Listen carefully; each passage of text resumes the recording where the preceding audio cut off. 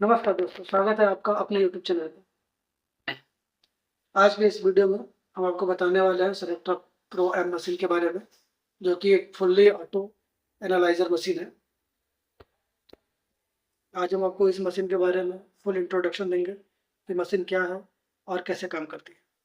तो चलिए शुरू करते हैं। क्या आप देख रहे हैं, हम आ गए अपनी मशीन के पास, सेलेक्ट्रा के पास। आप इसके बारे में यहाँ पे लिखे बोर्ड में देख सकते हैं। यह फुल्ली बायोकेमिस्ट्री एनालाइजर है। इसका मॉडल नंबर है सेलेक्ट्रा प्रो एम, जो कि आपके सामने है।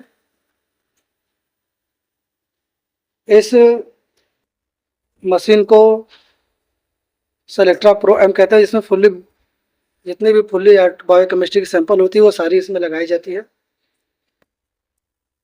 तो सबसे पहले हम ये देख लेते हैं कि मशीन में है क्या। जैसे कि आप ये देख सकते हैं, इस चैनल को हम कहते हैं सैंपल डिस्क, जिसमें हम सैंपल लगाते हैं। और इस चैनल को कहते हैं हम रिजेंट डिस्क, जिसमें कि हम अपना रिजल्ट लगाते हैं। और ये दो होते हैं हमारे आर्म। इस आर्म को हम कहते हैं रिजेंट आर्म, जो सैंपल चैनल में कप में लगे हुए सीरम को या फिर आपके कंट्रोल को पिक करके चेम्बर में डाल के मिक्स करता है। और इसको कहते हैं रिजेंट आर्म, जो कि आपके डीपर में जाकर कोई भी रिजेंट से जिस पे भी ये फिक्स होगा उससे ये रिजल्ट उठाएगा। इन दोनों के बाद जो मेन चैम्बर होता है आपका, ये मिक्सिंग चैम्बर, इसको हम बोलते हैं क्यूबेट। क्यूबेट में नीडल जो आपकी होती है, ये आर्म, रिजेंट आर्म और सैंपल आर्म, ये दोनों आर्म बारी बारी से रिजेंट और सीरम को पिक करके इसमें मिक्सिंग करती हैं। मिक्सिंग करने पे ये कैलकुलेट करती हैं मिक्सिंग को, उसके बाद कलर फिक्सिंग करके ये आपकी रीडिंग को देती है। तो इतना तो आप जान गए कि मशीन क्या है, इसका क्या काम है। और फिर उसके बाद इसमें एक और चीज़ आप ध्यान दीजिएगा, इसमें एक रोलर लगा होता है। ये इसका भी बहुत अहम महत्व होता है। इसके बारे में हम आपको आगे बताएंगे। पहले हम मशीन को देखते हैं कि मशीन को ऑन कैसे किया जाता है। तो पहले हम मशीन को ऑन करते हैं। तो जैसा कि आपने अभी तक देखा, मशीन के बारे में बताया, दोनों डिस्क के बारे में बताया, चेम्बर के बारे में बताया। अब सबसे पहले मशीन ऑन करने से पहले हमें यह देखना है कि हमारी मशीन चलने के लिए पूरी तरह तैयार है कि नहीं। तो सबसे पहले मशीन ऑन करने से पहले हम चेक करेंगे तो इसका वाटर लेवल।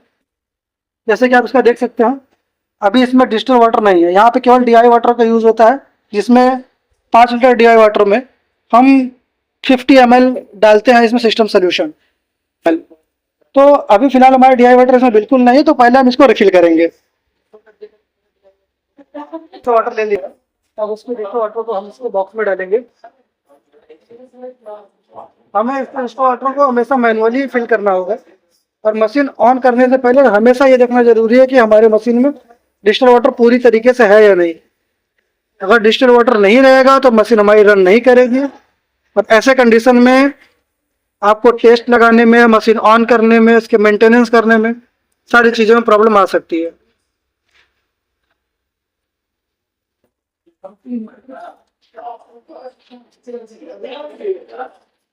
हमने इसमें डिस्टिल वाटर डाल दिया है। डिस्टिल वाटर डालने के बाद हमने नेक्स्ट हमारा है, हम इसको सिस्टम सॉल्यूशन, हमेशा इसको फिल करते समय यह ध्यान दें कि आपको डिस्टिल वाटर डालने के बाद सिस्टम सॉल्यूशन डालना जरूरी है। हम इसके सिस्टम सॉल्यूशन को इसी के ढक्कन से ले लेंगे। हमने वाटर कम डाला है, तो सिस्टम सॉल्यूशन भी थोड़ा कम डालेंगे। इसको मशीन में डालने के बाद हम इसके सेंसर को सीधे तरीके से पकड़ के इसके कैप को लॉक कर लेंगे। लॉक करने के बाद इस वाटर को सीधा करके हम इसे बंद कर देंगे। जैसा कि आप देख रहे हैं, मशीन को ऑन करने के लिए सबसे पहले पीछे इसके एक स्विच होता है, इस स्विच को हम ऑन करेंगे। इसके पीछे एक स्विच होता है, जिस स्विच को हम ऑन करेंगे। स्विच ऑन करने से आपकी मशीन ऑन होगी। उसके बाद हम अपने CPU को ऑन करेंगे। इसके बाद थोड़ा देर वेट करेंगे, इसको ऑन होने देंगे।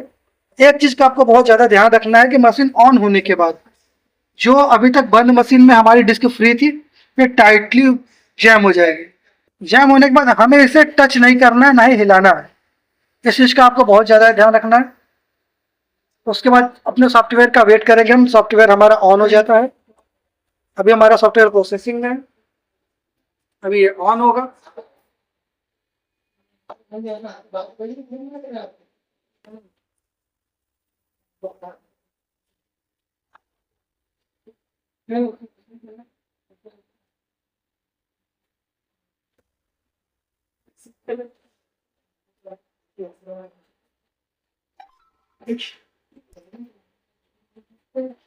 सॉफ्टवेयर ऑन होने के बाद हम इसमें जो अपना सॉफ्टवेयर है, इसके लिए हम जो सॉफ्टवेयर पड़ा होता है हर से हर सिस्टम में, जहाँ भी ये मशीन होगी उसके लिए इलिटेक क्लिनिक पड़ा होगा।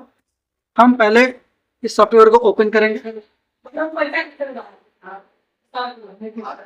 थोड़ा सा टाइम लगता है, थोड़ा टाइम का वेट करेंगे। ऑन होने के बाद हमारे सामने ऐसा इंटरफेस आ जाएगा और हमारी मशीन भी रनिंग मोड में आने लगेगी।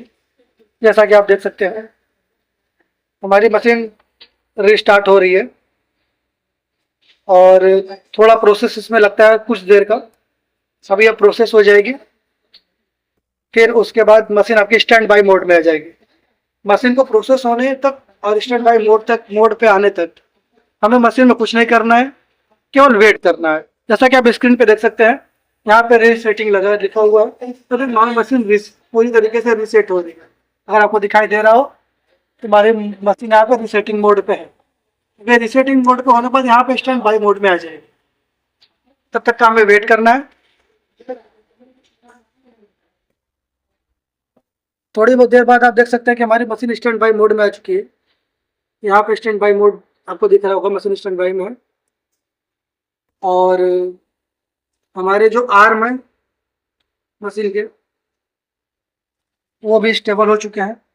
तो अब हमें मशीन को कोई और कमांड देने से पहले ये चेक करना होगा इस पे लगे हुए हमारे जो रोलिंग सिस्टम है, जैसा कि एरो में दिया हुआ है, ये प्रॉपर वर्क कर रहे हैं कि नहीं।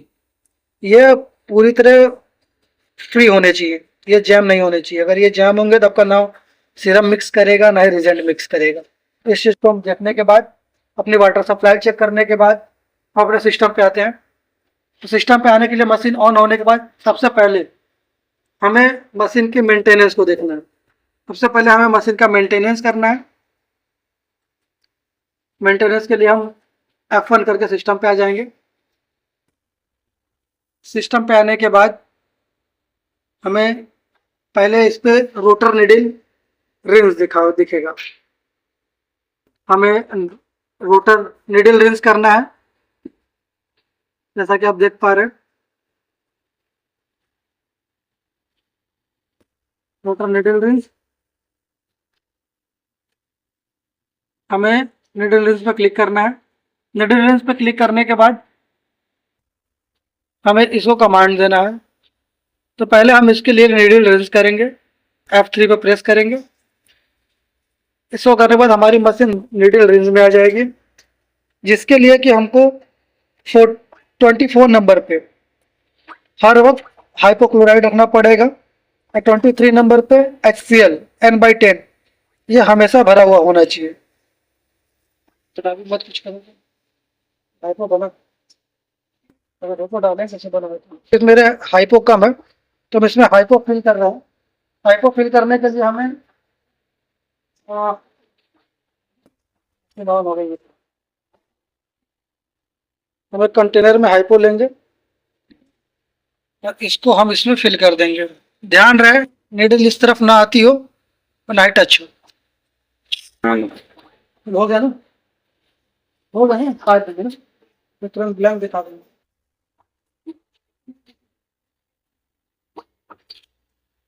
हो गया। तो जैसा कि आप देख सकते हैं हमारी नीडल रिंस कंप्लीट हो गई है। नीडल रिंस कंप्लीट होने के बाद हम wash fill rotor F2 press करेंगे। F2 प्रेस करने के बाद भी सेम प्रोसेस होगा, वो अपने आप को वॉश करेगी। वॉश करने के बाद थर्ड प्रोसेस है आपका ब्लैंक। हम उसके बाद आते हैं ब्लैंक रोटर पे। हम अपने ब्लैंक रोटर को ऑन करके F2 प्रेस करेंगे, जिससे कि हमारा ब्लैंक रोटर रन करेगा। ब्लैंक रोटर, अभी मॉर्निंग में हमारी मशीन रेडी थी इसलिए हमारी ब्लैंकिंग कंप्लीट है। ब्लैंक रोटर रन करेंगे आप आपको रन करने के बाद आप ग्राफ चेक करेंगे। हमारी जो ब्लैंकिंग की ग्राफ होनी चाहिए वो एवरेज में 20 -20 से +20 के बीच में होनी चाहिए। इसकी ये एवरेज रेंज होती है। अगर आपकी कोई भी ग्राफ 20 के प्लस में जाती है, कोई भी एक ग्राफ अगर 20 के प्लस में जाती है तो आप इसको सारे ग्राफ को चेक कर लेंगे। जो प्लस में जाएगी, इससे ऊपर जा रही है या फिर इसके नीचे आ रही है, उसको आप एक्सक्लूड कर देंगे।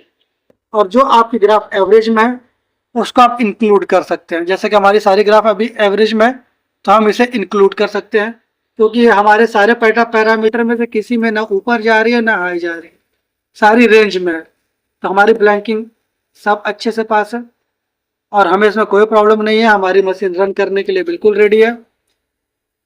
तो ये रहा आज का आपका सारा सिस्टम जो मैंने बताया। नीडल रिंस और ब्लैंकिंग मशीन ऑन करने के बाद आपको ये करना बहुत ही ज़रूरी है। इसको करने के बाद आपको अपने मशीन में रिजल्ट इन्फो में आ जाना है।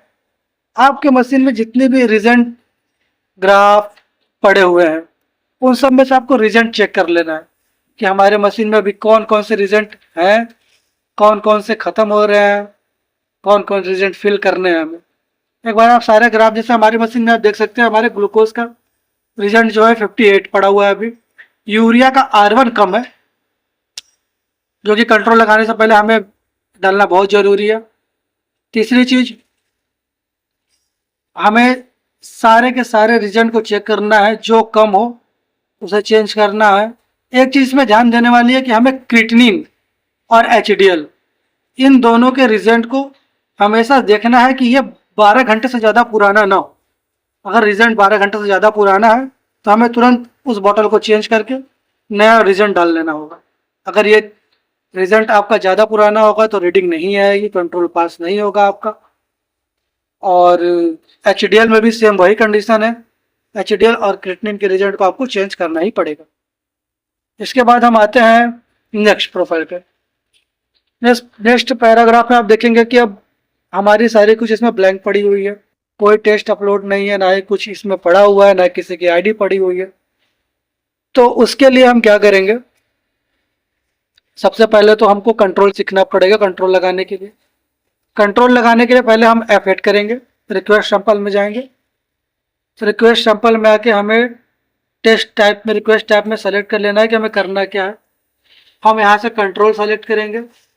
कंट्रोल सेलेक्ट करके आपके पास प्रेजेंट में जो भी कंट्रोल मौजूद हो, जैसे हमारे पास रेंडॉक्स का कंट्रोल है, क्यूलैन का कंट्रोल है, हाई एंड लो, तो लगाना है।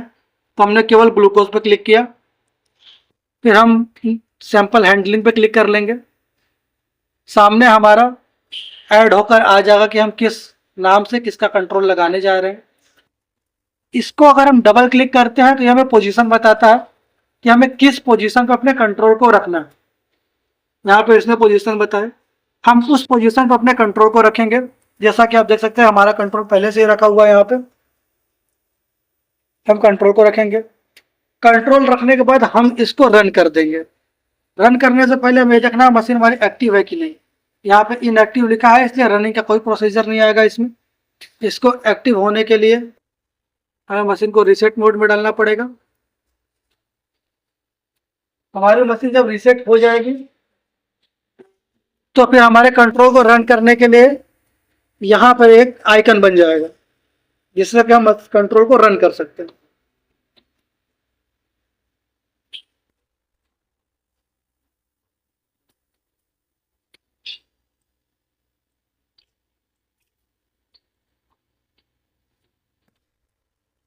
कंट्रोल को रन करने के बाद आज की लाइन का हमने कंट्रोल लगाया।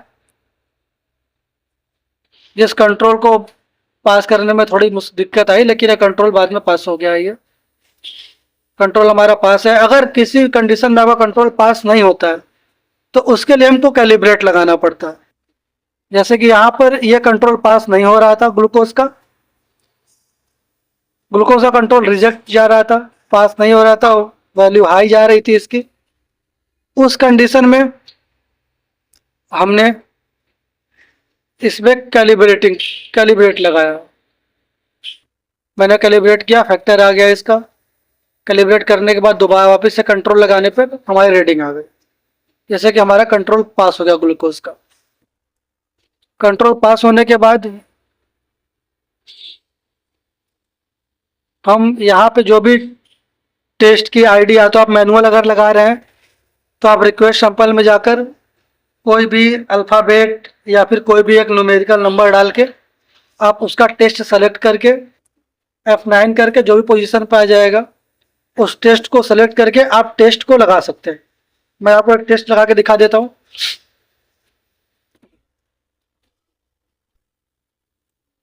जैसे कि मैं आपको नॉर्मली एक टेस्ट लगा के दिखा देता हूँ। मैंने रिक्वेस्ट टाइप में गया, सैंपल आईडी पे मैंने एक रैंडम नंबर डाल दिया, कुछ भी रैंडम 1 2 3। टाइप करने के बाद मैंने ग्लूकोज सेलेक्ट कर लिया। ग्लूकोज सेलेक्ट करने के बाद मैं न्यू सैंपल में जाकर सैंपल हैंडलिंग पे आ जाऊंगा। फिर जो मैंने सेलेक्ट किया टेस्ट, उस टेस्ट को डबल क्लिक करेंगे, ये सैंपल पोजीशन दिखाएगा। सैंपल पोजीशन 1 पे हमें रखना है। सैंपल पोजीशन 1 पे रखकर हमें स्टार्ट मेजरमेंट करना है। स्टार्ट मेजरमेंट करते ही ये टेस्ट प्रोसेस पे उठ जाएगी और ये टेस्ट आपकी रनिंग करेगी।